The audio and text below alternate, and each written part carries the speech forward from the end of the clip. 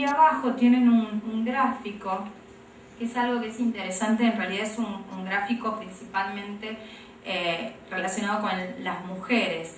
Sabemos que en el caso de la migraña, cada 3 mujeres que sufren de migraña hay un hombre. Es más frecuente en las mujeres, pero ¿en qué etapa de las mujeres? Principalmente en mujeres jóvenes y en edad reproductiva. Y verán que alrededor de los 10, 15 años es cuando más casos de migraña empiezan a aparecer, y a nosotros nos interesa saber cuándo comenzaron los dolores, aunque haya sido el primer episodio, si recuerdan de la infancia, si fue con el primer periodo menstrual o cómo se comportó el dolor en la adolescencia.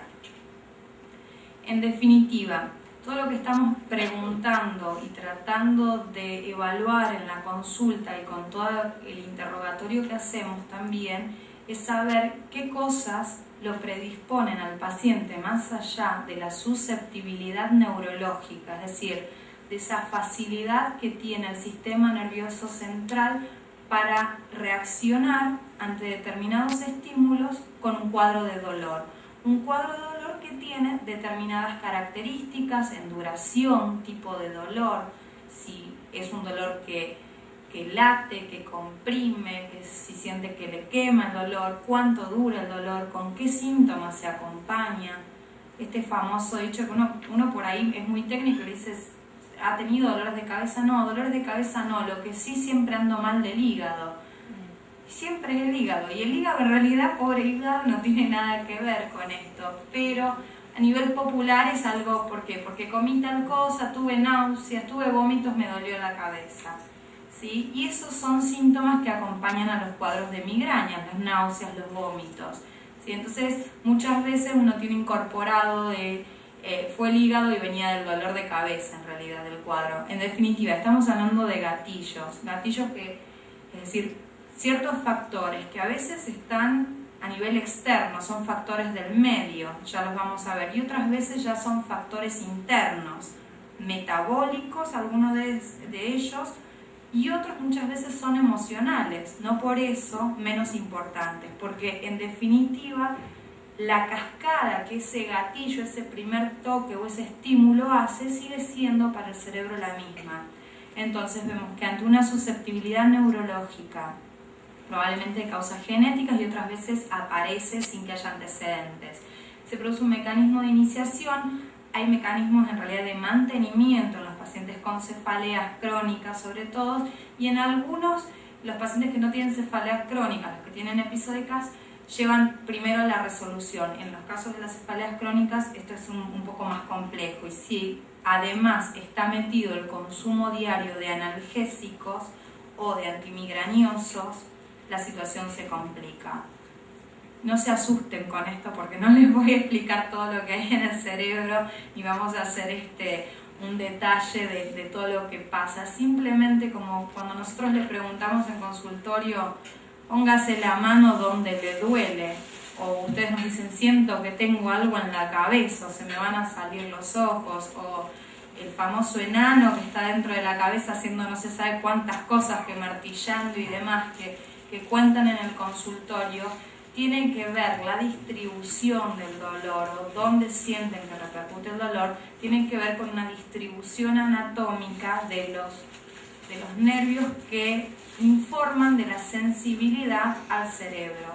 Y toda esa información se transmite a nivel del cerebro, ¿sí? Por eso ustedes por momentos tratan de ponerse la mano sobre la sien y aliviar el dolor, o sobre el ojo y comprimir. Lo que hacen son estímulos sensitivos, a ver si engañan un poco a esos nervios que están funcionando mal. O cuando le piden al esposo o al familiar que haga masajes en el cuello, o si se ponen algo frío sobre la frente. Nadie les enseñó eso, son tácticas que ustedes solos aprendieron, más allá de lo que puede ser la neurofisiología que nosotros aprendemos en la facultad. Solitos en su casa le están tratando de engañar ese sistema de transmisión, porque en realidad hay un sistema desde el punto de vista anatómico que se llama trigémino cervical. Ese es el nombre de los nervios que más involucrados están en la sensibilidad de la cabeza y de ciertas estructuras internas.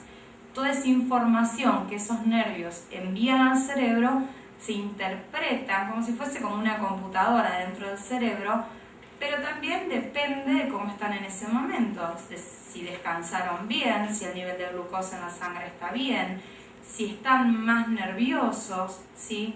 Si hay un cambio climático también. Hay muchas circunstancias que hacen que el cerebro manipule diferente ese tipo de estímulos.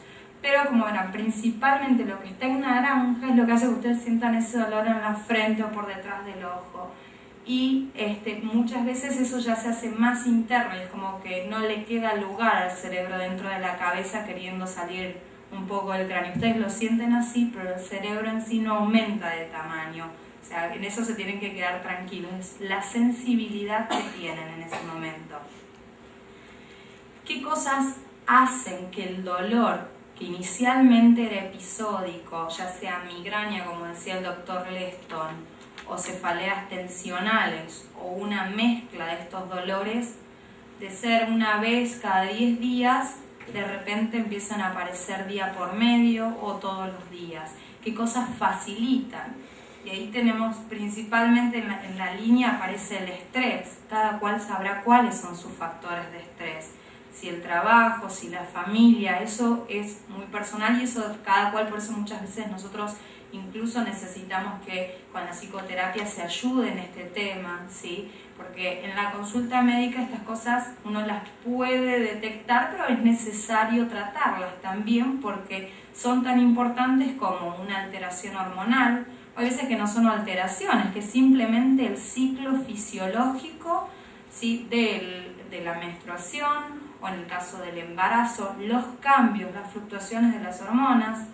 Algo tan simple como el hecho de saltearse una comida, más de uno le debe pasar, porque incluso le pasa también a los que no les duele la cabeza, que cuando se saltean el almuerzo o no desayunaron y demás, empieza el dolor de cabeza. Y era cuestión de comer algo y el dolor de cabeza aliviaba, y uno así se evita tomar la medicación y evita también el dolor de cabeza. Por eso les insistimos en que hagan al menos las 4 comidas, que no hagan ayunos prolongados. Y esto es algo que va más allá de lo médico, es un hábito que el paciente que tiene cefaleas crónicas diarias tiene que incorporar. Alteraciones en el ritmo del sueño. Esto tiene que ver con que un día duermen 4 horas y quieren recuperar el fin de semana durmiendo 10 horas. Estamos hablando de que ese cerebro que viene sufriendo de cefaleas casi todos los días necesita un estímulo y una estimulación continua en realidad. Es decir, le estamos tratando de dar cierto equilibrio. Entonces no podemos cambiarle el ritmo según nuestras salidas o según nuestras actividades sociales y demás. Mantenerlo tampoco significa que uno sea estrictamente, no pueda a las 11 de la noche se tenga que ir a la cama, pero tratar de mantenerlo, de ser regular. Consumo frecuente de analgésicos. Y esto es un punto en el cual quisiera frenar un poquito porque a nivel también de la población en general, o sea, para tomar un antibiótico uno suele consultar al médico, para tomar una medicación para la presión arterial consulta al médico generalmente. Con el tema de los analgésicos es, che, ¿qué me tomo para el dolor de cabeza? Al que está sentado al lado, si no uno cruza al kiosco y lamentablemente hace esto de comprar medicación, siguen siendo fármacos y son los fármacos que utilizamos para calmar el dolor y esos fármacos tienen efecto a nivel cerebral. Entonces pueden modificar los dolores si uno los consume en forma reiterada a lo largo del tiempo. Es cierto que muchas veces es recetado por el médico, no es la mayoría. Muchas veces uno escucha en la consulta ahí, pero la vez pasada consulté y me dieron esta medicación. Está bien, el médico la dio para esa situación en particular, no para tomarla todos los días o para desayunar con una pastilla por las dudas si viene el dolor. Entonces, de la misma forma, uno tampoco le dice, te invito con este analgésico. Uno no anda repartiendo cajitas de analgésicos por las dudas del dolor o medicando a otra persona. ¿Por qué? Porque el consumo frecuente de los analgésicos, la ergotamina en particular, yo no sé si identifican qué fármacos tienen, qué pastillas tienen la ergotamina.